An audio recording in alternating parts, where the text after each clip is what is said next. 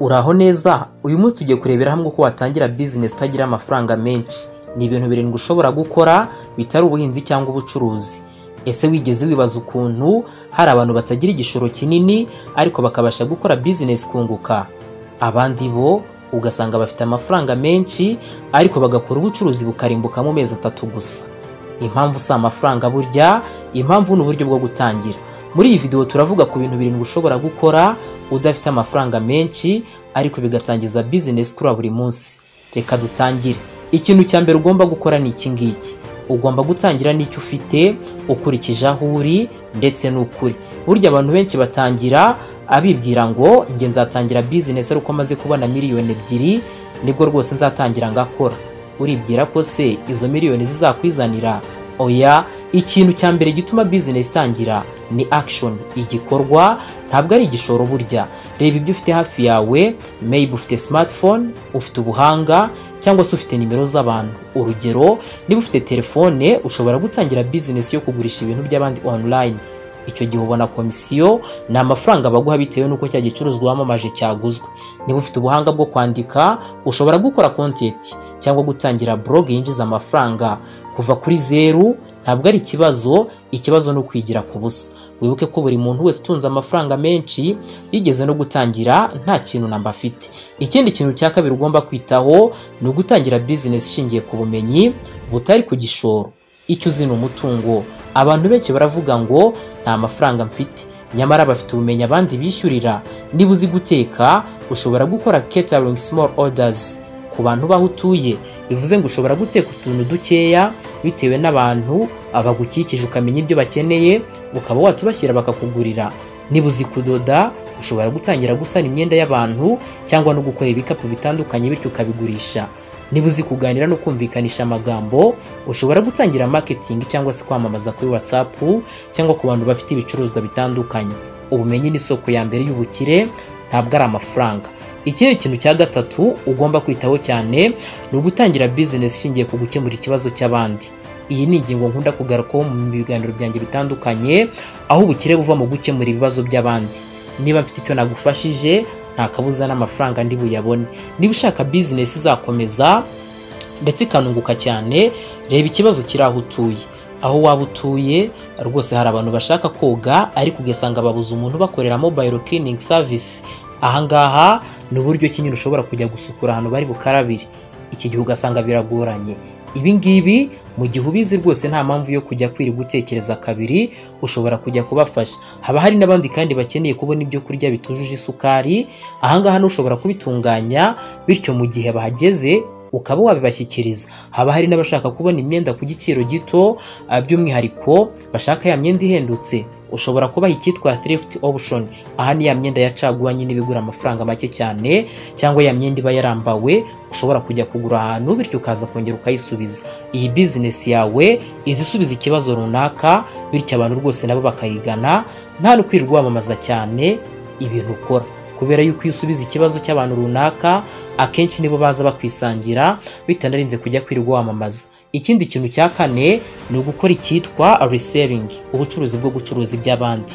Ahangaha ngo bigenda bite? Burya ntabwo ugomba gutangira business ufite stock yawe, ufite ibicuruzwa byawe bwite. Byaba byiza ubifite ariko ahangaha ndabizi ko nta mafaranga menshi ufite, nayo mpamvu nta stock yawe ufite.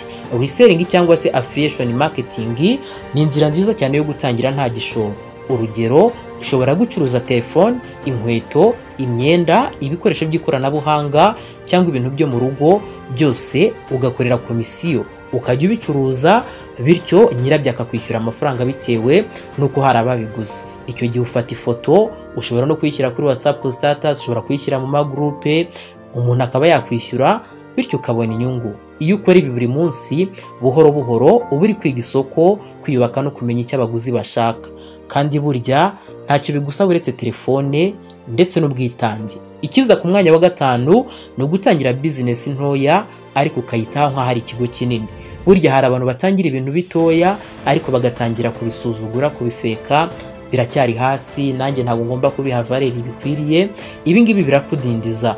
Burya benshi batangira ibintu ari bito cyane ariko bakabyitaho rwose ugasanga ibintu bigeze ku rwego rwo hejuru. Iyo business ari ntoya uba ugomba kwitwara nk'ikigo kinini kugira ngo izabashe no kuguhereza inyungu nyinshi.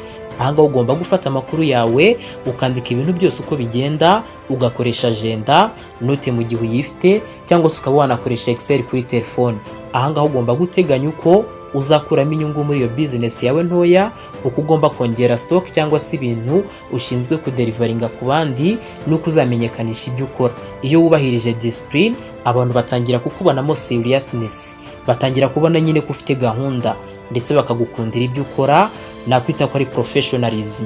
Babona yuko utandukanye n'abandi, kwa kundi umuntu agenda agafata akantu ke ngo nuko ari gato akagasuzugura.